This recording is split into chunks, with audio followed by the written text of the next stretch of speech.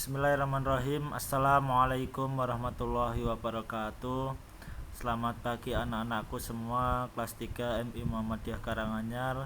Salam sejahtera bagi kita semua. Semoga pada kesempatan hari ini kita semua masih diberikan nikmat sehat, nikmat sempat, serta nikmat untuk menuntut ilmu di pagi hari ini dalam keadaan sehat walafiat. Pagi ini Pak Guru akan membahas mata pelajaran fikih tentang memahami ketentuan puasa Ramadan. Pada pertemuan kali ini Pak Guru akan mengulas kembali pelajaran fikih yang telah Pak Guru sampaikan di minggu sebelumnya, yaitu tentang syarat sah dan syarat wajib. Kita tekankan di situ karena banyak pada anak-anak yang kurang memahami materi-materi di bagian syarat wajib dan syarat sah. Maka dari itu, marilah kita bahas mulai yang pertama dari syarat wajib puasa. Kita bahas terlebih dahulu tentang syarat itu sendiri, berarti segala sesuatu yang dilakukan sebelum melakukan kegiatan. Jadi dapat kita contohkan, misalnya seperti di saat pandemi seperti sekarang ini, syarat untuk masuk ke ruang kelas dengan mencuci tangan. Jadi kalau tidak mencuci tangan, jadi belum diperbolehkan untuk masuk kelas. Nah, sama halnya dengan syarat wajib puasa, itu adalah syarat yang harus dibebankan untuk seseorang melakukan puasa. Yang pertama itu adalah beragama Islam. Siswa-siswi di MI Muhammadiyah Karanganyar itu adalah semuanya sudah beragama Islam, maka dari itu sudah terbebani ataupun harus melaksanakan puasa Ramadan. Yang kedua adalah balik atau cukup umur.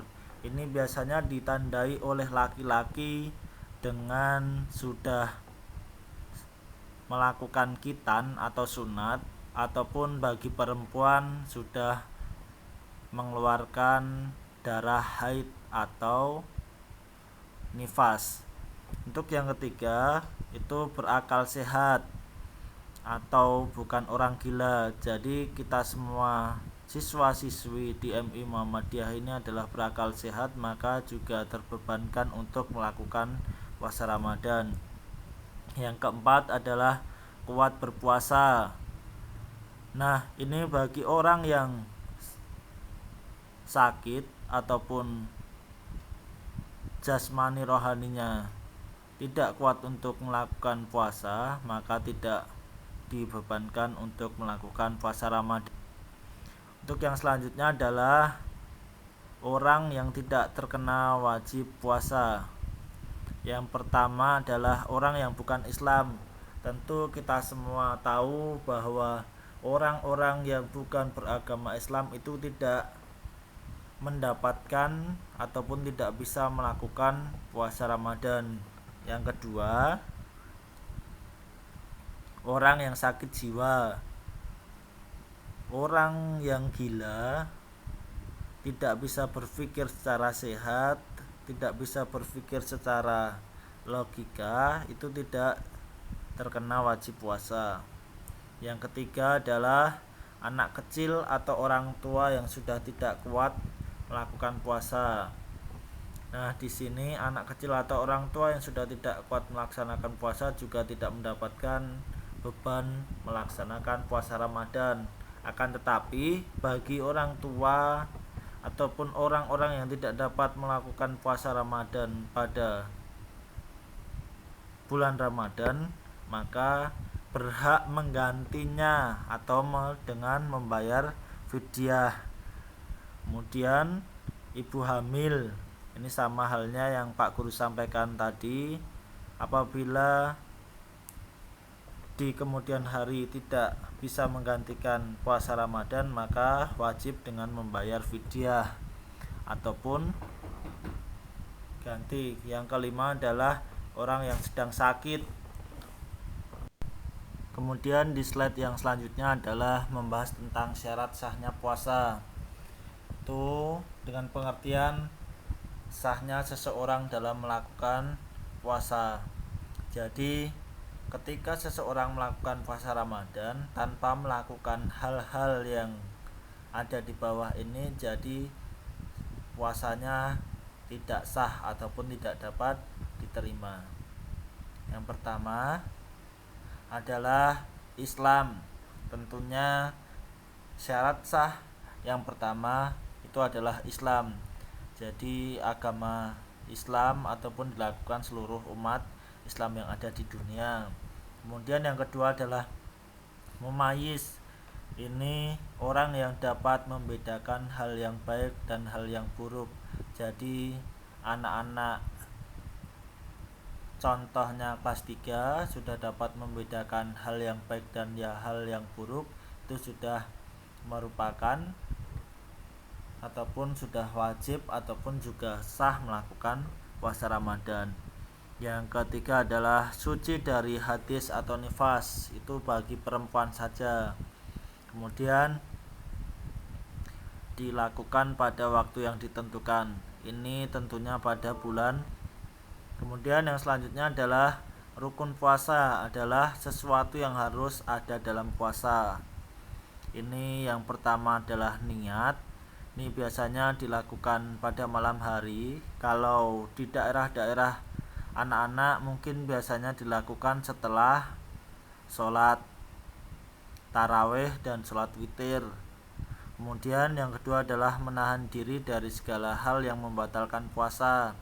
Ini mulai dari makan, kemudian dari segala apapun yang membatalkan puasa, itu merupakan rukun dari puasa itu sendiri.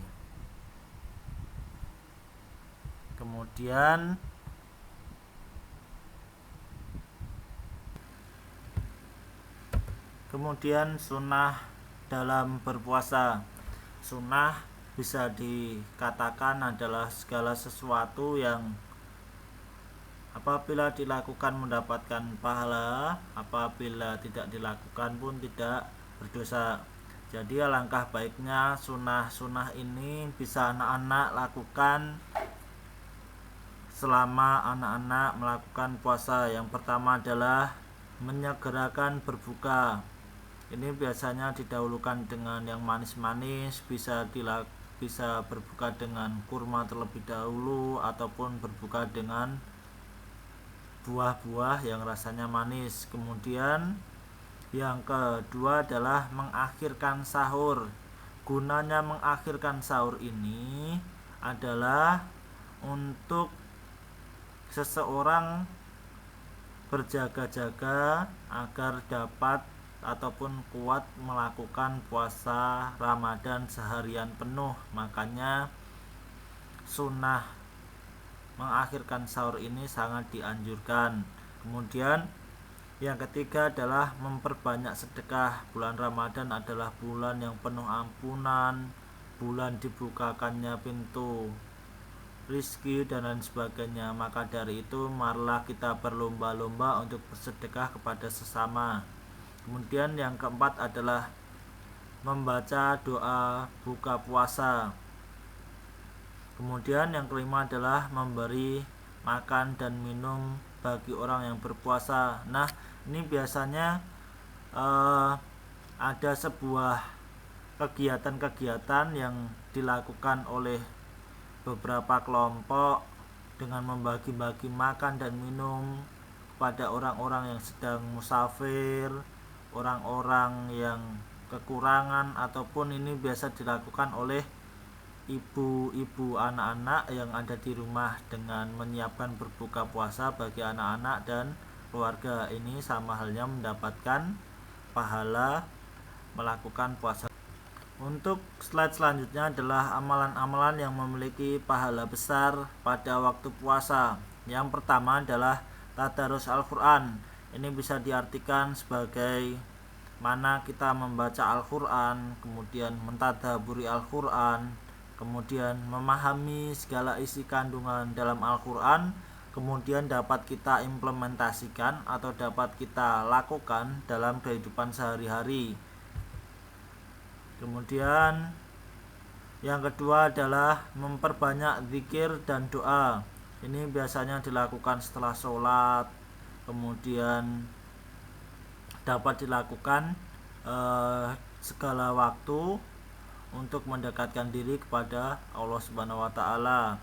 Yang ketiga adalah iktikaf atau berdiam diri di masjid. Ini biasanya dilakukan pada 10 hari terakhir. Kemudian bertujuan untuk mendekatkan diri kepada Allah dan bermuhasabah diri, merenungi segala sesuatu yang telah dilakukan pada 1 tahun dan kemudian memperbaiki segala sesuatu yang akan dilakukan di tahun berikutnya, tentunya untuk mendekatkan diri kepada Allah Subhanahu wa taala. Kemudian yang keempat adalah dakwah atau menyebarkan hal-hal yang baik.